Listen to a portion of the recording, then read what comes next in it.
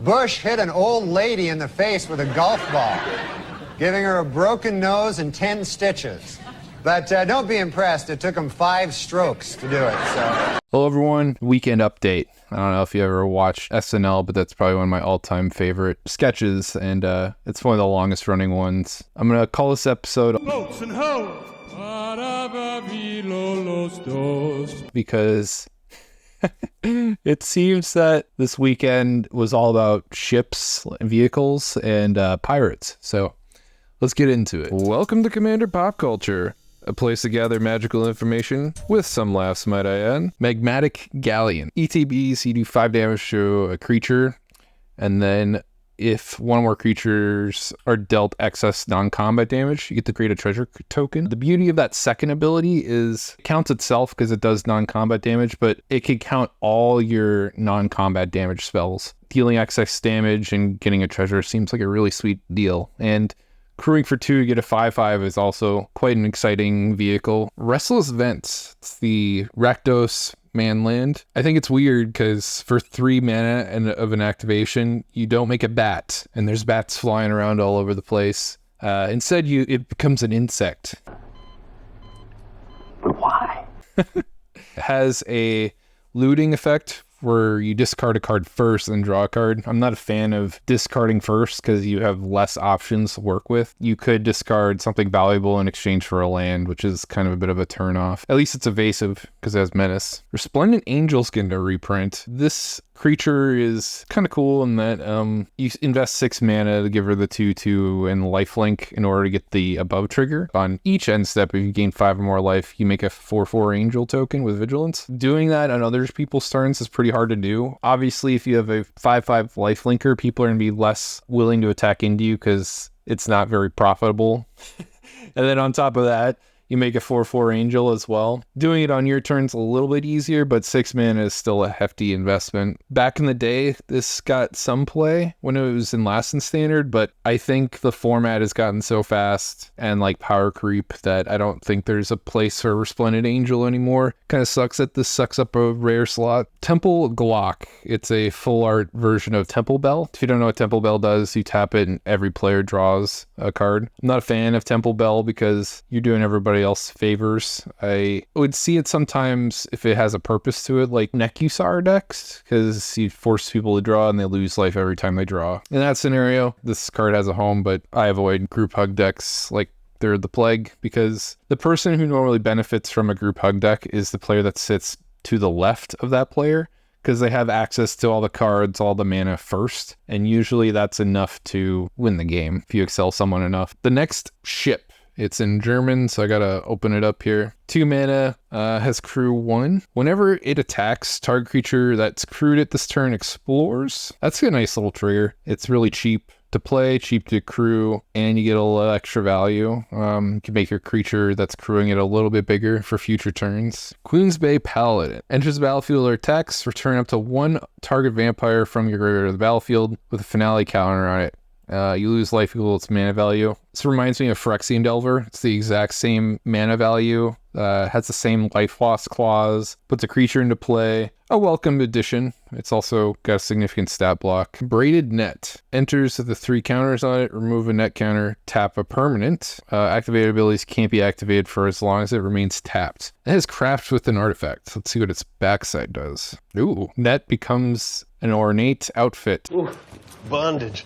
My safe word is apples. Draw a card for each artifact you control, then put Braided Quippo 3rd from the top. Artifact decks in Commander are super powerful. I can see that being activated for big chunks of card advantage. If you thought that you can put this on top of your library and then redraw it again, that's not the case. You just follow the exact order that the card reads. So like you draw the cards first, then you put it on top of your library. Have to go in sequential order of that it is written. In case you thought that was a thing, just warning you, that's how it actually works. Oger Patic Deepest Epoch. Try saying that 5 times faster. I actually think I pronounced that correctly. Whenever you cast an instant from your hand, it gains Rebound. That's pretty sick. Rebound is as exile it as it resolves, and then beginning of your next upkeep, you get to cast it from exile without paying its cost. After that, it actually goes back in your graveyard. So the thing is, it's a May ability, so if you don't cast it on the rebound trigger, you'll stay in exile. Use it or lose it kind of a deal. Has a die clause. Let's see. Death side, it comes with time counters on it. That's a bit of a bummer. The other gods that turn into lands, they don't have any kind of like timing restrictions. They are only restricted by, I guess, something that ties into the front side. The back side on this card just feels clunky, doesn't make any sense. I don't know why the time counters are a thing. Maybe it's because the front side is so significantly powerful. The other 4, you could just flip it immediately the same turn if you have the mana to spare. This one, you have to wait a couple of turns to do what you want. Kitesail Larcenist. Flying Ward 1. When it enters the battlefield, for each player, choose up to one other target, artifact, or creature. For as long as this is in play, it turns it into a treasure, which means it's useless to the player that owns that artifact or creature. Dang. Should the Kitesail leave, then the permanent turns itself back to what it was. That's pretty brutal. As long as this doesn't get killed, those things stay as treasures. I feel like artifacts and creatures are the most like common permanent types in Magic. I like to think of this kind of like Grasp of Fate, just a heck of a lot more fair. Blue-white man land turns itself into a 2/3 bird with flying, and then whenever it attacks, you create a map token. I think most of the man lands in this set are not all that impressive. I feel like the manlands from Wild Hole Drain were significantly more powerful than these ones. Brass's Tunnel Grinder. Enters the battlefield, discard any number of cards and draw that many +1. That's nice because when you have that +1 clause, that means this card replaces itself. At the beginning of your end step, if you descended this turn, put a boar counter on it. And after 3 or more, remove those counters and transform it. Ooh, what could it turn into? A land. Whenever you cast a permanent spell using mana produced by Teckle land, which is this thing, discover X where X is that spell's mana value. That's pretty nice. If you don't remember what Discover X is, it's like Cascade. I cast a permanent spell with this that costs 4, or I discover 4, and then I look from the top of my library till I hit a non-land card that's 4 mana or less, and I get to play for free, or I can put it in my hand. Some spells care about things being in your hand. Most of them are Eldrazi related, but there's tons out there outside of just Eldrazi that care about cast triggers. Fist of the Suns. This is getting a full art treatment. This is pretty integral in Morphon decks, allow you to cheat stuff into play. Because with Fist of the Suns, you give everything an alternative casting cost, and it's Wooburg, and both of those essentially let you cast spells from your hand for free, because you just select the Wooburg version and just throw it in. That's a classic commander setup. Haven't seen it in a while because it's a little janky, but if you want to cheat big stuff into play and still get your cast triggers like Eldrazi, that setup would do it. Restless Ridgeline. It's the Gruul man land. For 4 mana, it becomes a 3/4 dino. When it attacks, another target attacking creature gets +2/+0 until end turn. Untap it. That's kind of nice. Lets you be aggressive and leaves you not so vulnerable for a crackback. Just a little expensive to activate. This one's in Japanese. Sorry, it's a 3 mana creature, and I think it's a merfolk. Looks like a merfolk. Has flash. When it enters the battlefield, counter up to 1 target activated or triggered ability. It's an artifact creature or planeswalker ability. That permanent loses all abilities until this leaves the battlefield. Wow. I kind of like this. There's not a lot of ways to interact with planeswalkers that kind of act like a Pithing Needle. I pretty much put Pithing Needle in all my competitive EDH decks, so I can deal with a lot of the Rograk, Tevish Zat kind of stuff. This is kind of nice. It's obviously not as good as Pithing Needle. I guess you're paying extra mana for the flexibility of counter the ability that's on the stack. This is the Last Boat, the Belligerent. Pretty sweet ship name. If I had a sailboat or anything of this kind of caliber, I would probably name it the Belligerent. Anyways, it's 4-drop for a vehicle. It's a 5/5 with crew 3.